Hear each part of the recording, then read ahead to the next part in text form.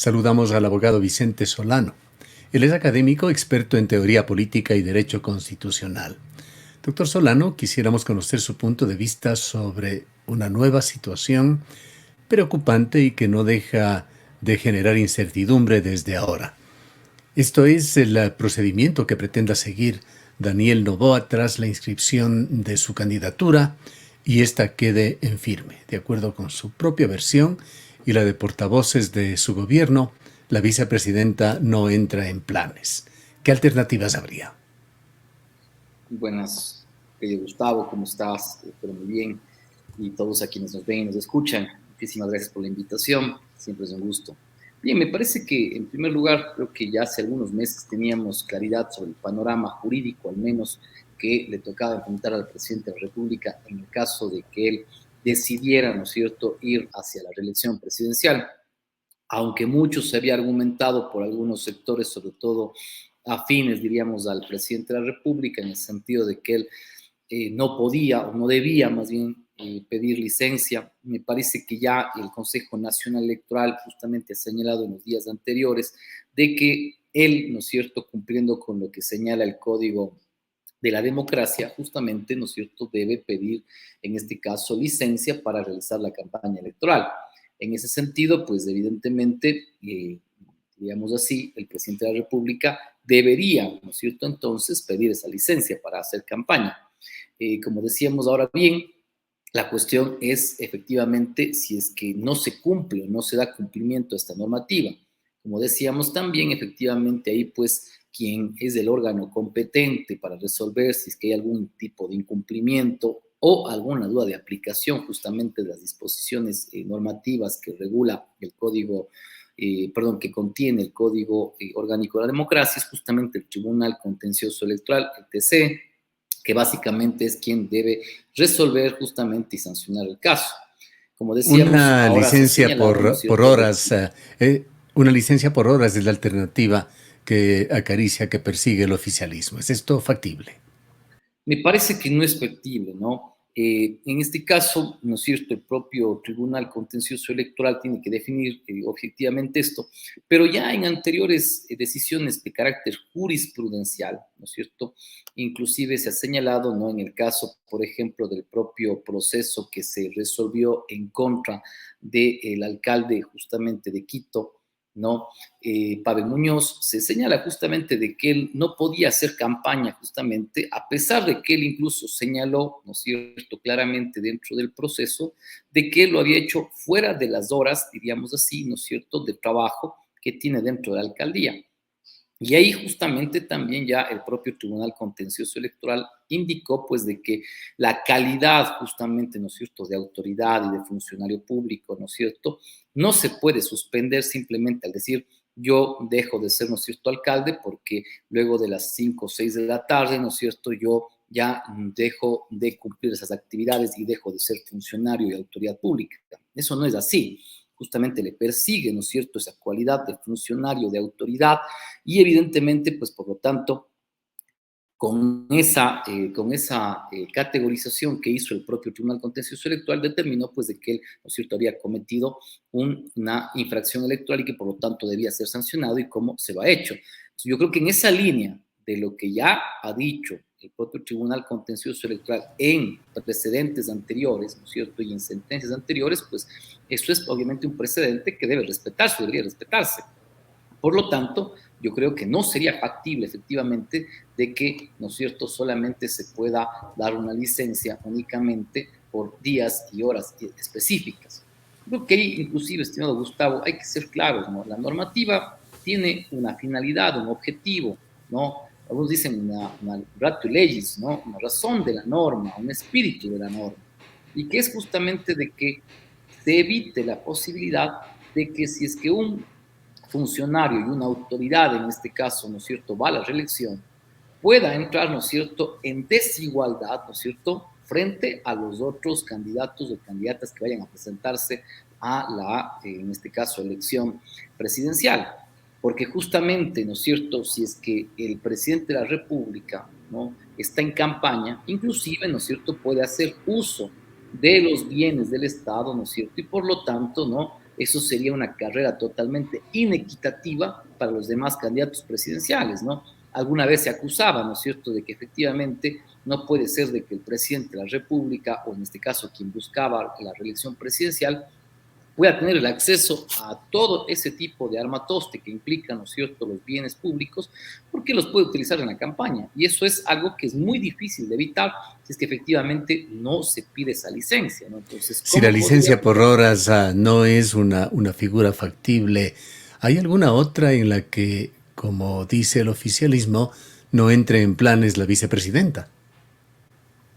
Me parece que de mi lado, al menos en la opinión estrictamente jurídica, me parece que no es un tema que ya sea discutible.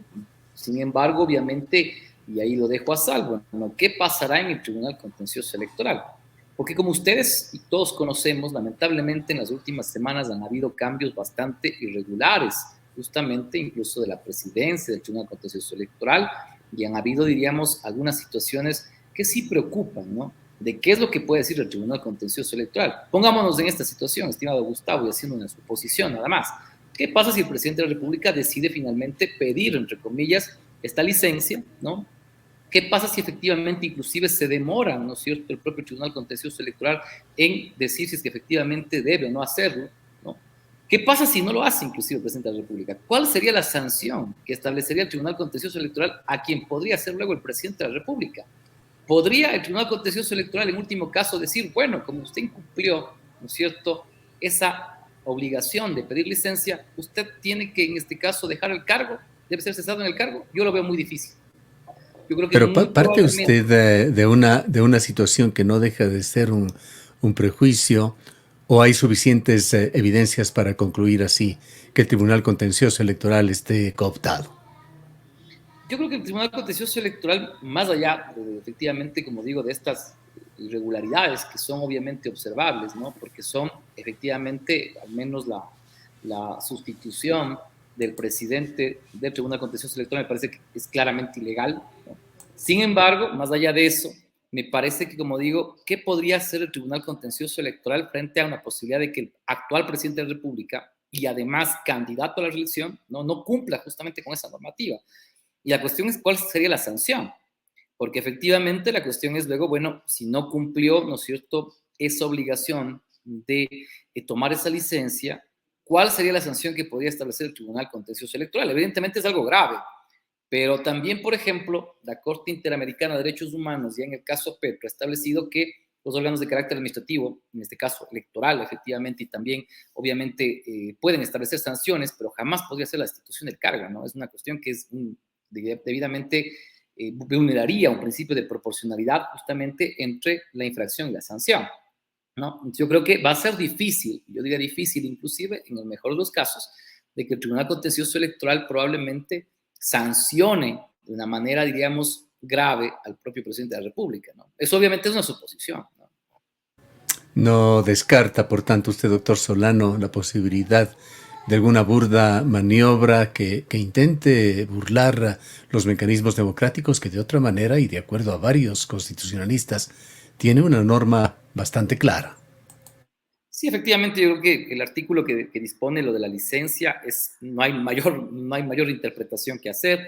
Ya se intentó buscar supuestamente una interpretación o en este caso una aplicación de inteligibilidad por parte de la Procuraduría General del Estado que no tenía ningún tipo de cabida. Se hablaba de la Corte Constitucional, tampoco, yo creo que no es obviamente la Corte Constitucional quien debe hacer la interpretación legal general justamente, sino la propia Asamblea Nacional. Entonces, por lo tanto, creo que todos los caminos ya no permiten que el presidente de la República efectivamente pueda, ¿no es cierto?, dejar de tomar esa licencia y de que la vicepresidenta de la República, en este caso la señora Abad, pueda asumirla. Yo creo que eso, y además yo creo que sería una actitud bastante coherente del próximo candidato a la presidencia de la República, ¿no?, de que justamente respete el marco de legalidad y constitucionalidad, que es fundamental, porque si no, pues, estimado Gustavo, lamentablemente, como usted decía, siempre caemos en estas burdas de interpretaciones y realmente, inclusive en muchos casos, se cae en infracciones, pero realmente los órganos que están llamados a sancionar y a controlar ese tipo de vulneraciones no lo hacen, ¿no? O sea, yo digo solamente un ejemplo también, ¿no? En las elecciones hemos tenido cada vez más, ¿no?, un número creciente de candidatos y candidatas de que hacen un gasto electoral excesivo o que realizan un gasto electoral excesivo. ¿Qué ha dicho el Consejo Nacional Electoral en los últimos años? Nada, absolutamente nada. Y entonces, claro, la cuestión es, si no hay ningún control por parte del órgano que debe hacerlo, que es el Consejo Nacional Electoral y también, obviamente, el Tribunal Contencioso Electoral en el marco de sus atribuciones, entonces, claro, viva la fiesta. Entonces, lamentablemente no hay un marco, yo diría así, de respeto a la ley, lamentablemente. Ahora, más allá de lo que suceda allí, que es de hecho una gran inquietud, ¿cómo ve usted ese escenario electoral con por el momento 16 candidatos? ¿Se perfila, sin embargo, aquello que hace aproximadamente 6 meses, recuerdo lo conversábamos con usted, una eventual polarización entre ADN y el correísmo nuevamente?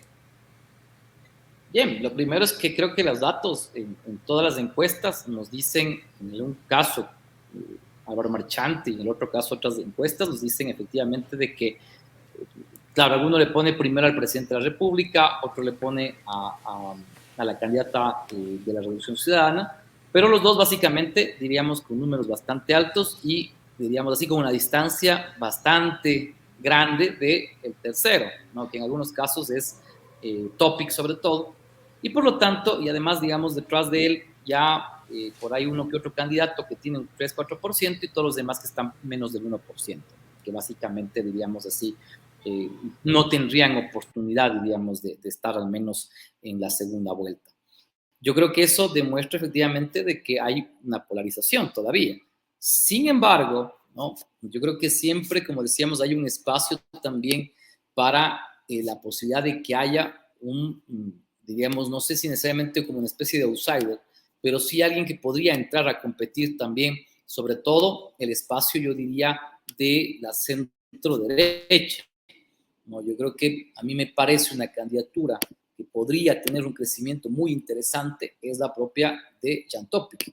Inclusive, por eso mismo, creo que ha habido desde de parte, diríamos así, del círculo cercano del presidente, según lo que se ha señalado en varios medios de comunicación, la posibilidad, ¿no es cierto?, de que el propio presidente como que ha tenido que intervenir o tiene algún tipo de injerencia, diríamos así, en limitar, diríamos, la actividad política que desarrollaba Jan Topic, ¿no?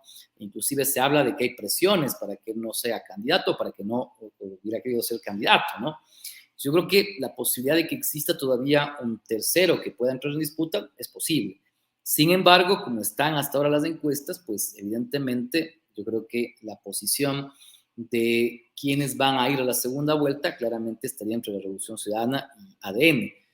Como digo, sin embargo, la situación del país puede cambiar, ¿no? No creo que las elecciones tampoco sean tan irregulares como el año pasado, pero sí evidentemente nuestra situación política, al no tener partidos políticos estables, al no tener efectivamente, yo diría, incluso una posibilidad de discutir programas políticos, de discutir incluso temas de cuestiones ideológicas partidarias, lamentablemente hace más difícil, hace más voluble a la situación política, ¿no? Yo diría, estamos frente a lo que muchas veces algunos pensadores como Simon Bauman decían, estamos ante una generación líquida, y lamentablemente eso puede implicar una especie de política líquida, ¿no?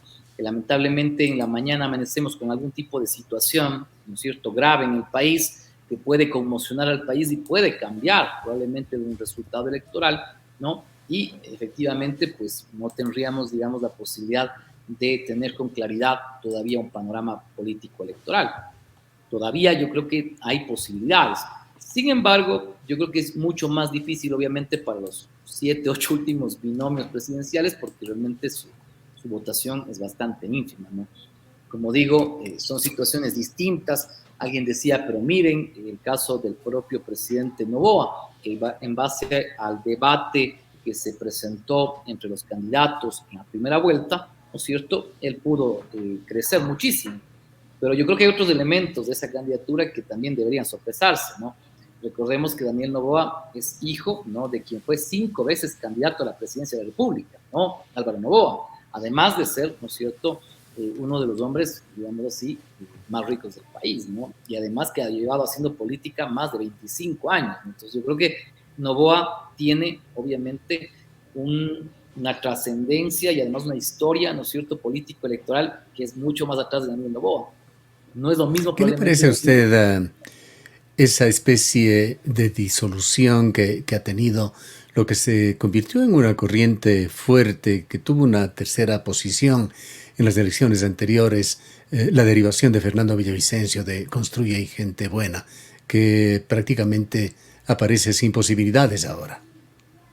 sí, bien, me parece que, como decíamos, habían dos elementos principales en el país en las elecciones anteriores, ¿no?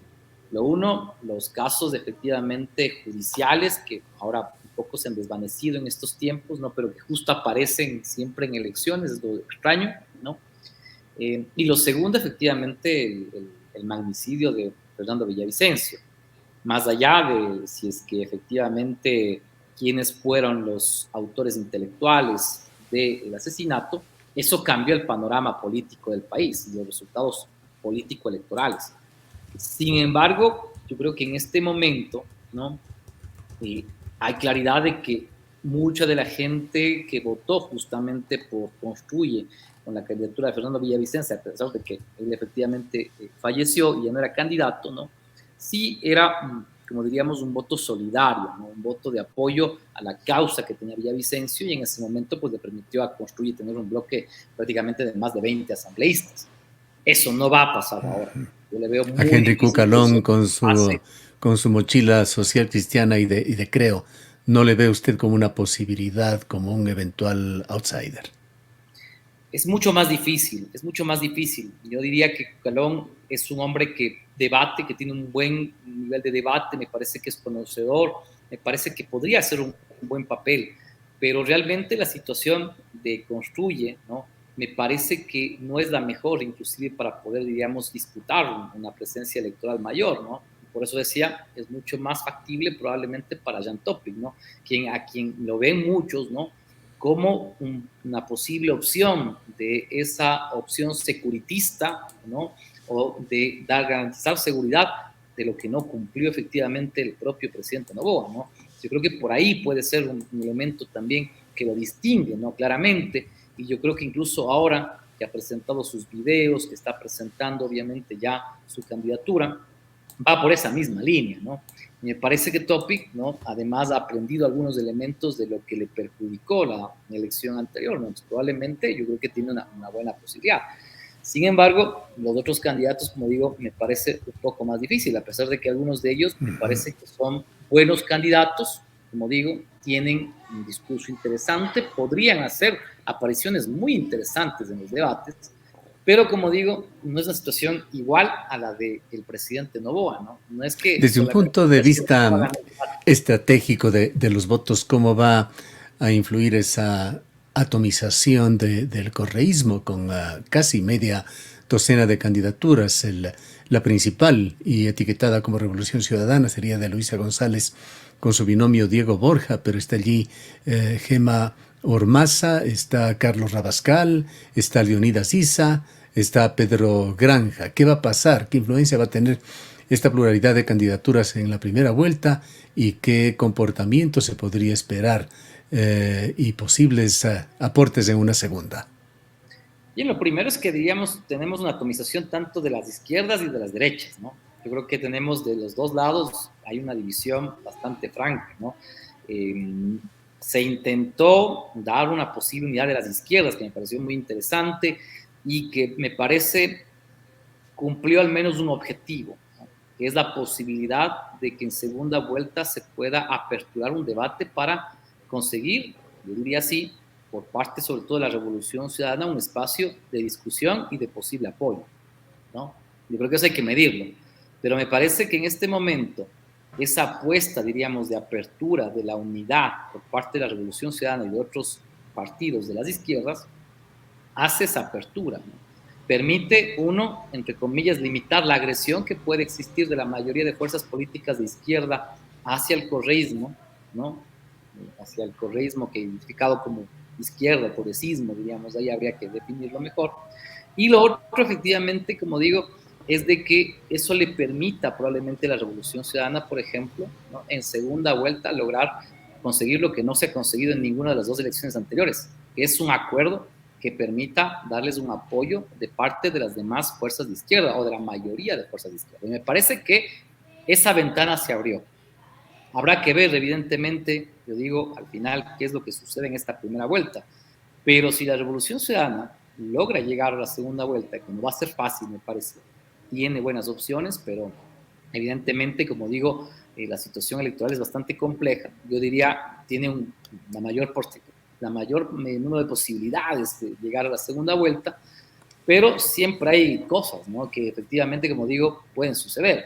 Pero sí le deja la apertura para que probablemente en una segunda vuelta la situación sea distinta a la de las dos elecciones anteriores. Bien, Porque esa un sí, comentario final, doctor Solano, sobre la falta de sindéresis que se ha evidenciado en esta etapa de definición de candidaturas, con cambios de camisetas. Quizá podríamos poner en el pináculo en esto a Yacu Pérez yendo de la mano con la ex o la actual social cristiana. No sabemos exactamente su situación, pero no deja de tener ese sello social cristiano, Cristina Reyes. bien, la situación yo me parece que creo que Yacu Pérez siempre ha señalado que es la tercera opción o la tercera vía, ¿no?, entre, diríamos así, el progresismo, la izquierda, la Revolución Ciudadana y la derecha, ¿no?, la derecha recalcitrante. Y él cree que efectivamente hay una posición, diríamos, mucho más desde la posibilidad de la construcción de una propuesta medioambiental, no una propuesta más bien que privilegia justamente el rescate del medio ambiente, pero además, ¿no?, de ello implica, ¿no?, salirse de estas dos tendencias, digamos, que sería el correísmo y el anticorreísmo, ¿no? Y me parece interesante. Sin embargo, claro, creo que la apuesta que él ha hecho más bien es por garantizarse él mismo un espacio dentro de la Asamblea Nacional. Yo creo que es muy difícil de que el señor Cueva, no apenas lo conozco, y que obviamente su binomio, la ex, bueno, hasta ahora digamos, no, bueno, ahorita ya ex miembro del Parlamento andino, Reyes, pues realmente puedan llegar a la presidencia de la República. Pero probablemente lo que está apostando Yacu Pérez es, ¿no?, a tener en cambio la posibilidad de estar en la Asamblea Nacional y desde ahí construir, ¿no?, también un espacio o espacios, diríamos, legislativos. Y en eso yo creo que Gustavo, yo creo que estará de acuerdo conmigo en que la mayoría de partidos políticos, ¿no?, si usted va a ver quiénes son los candidatos de las Asamblea Nacional, son quienes efectivamente son de los partidos, diríamos, efectivamente, que están dentro, ¿no?, del panorama electoral. Entonces, lo que están buscando la mayoría de partidos, y por eso tenemos 16 binomios, ¿no?, no es tanto el tema de que los 16 van a entrar a una pelea, digamos, equitativa por la presidencia, sino es cuántos asambleístas de cada una de las tiendas políticas van a lograr llegar allá. Y las ideologías han quedado de lado. Lo importante es lograr curules. Lamentablemente en partidos con partidos de alquiler y con una democracia, yo creo que bastante venida menos, es mucho más fácil, pues, como digo, tener estas posiciones. Lo más difícil más bien es tener un debate político mucho más amplio, coherente y además, pues, evidentemente profundo. Gracias, doctor Solano, por habernos acompañado. Muchísimas gracias, Gustavo. Declaraciones del abogado Vicente Solano. Él es académico, tiene PhD en teoría política y derecho constitucional.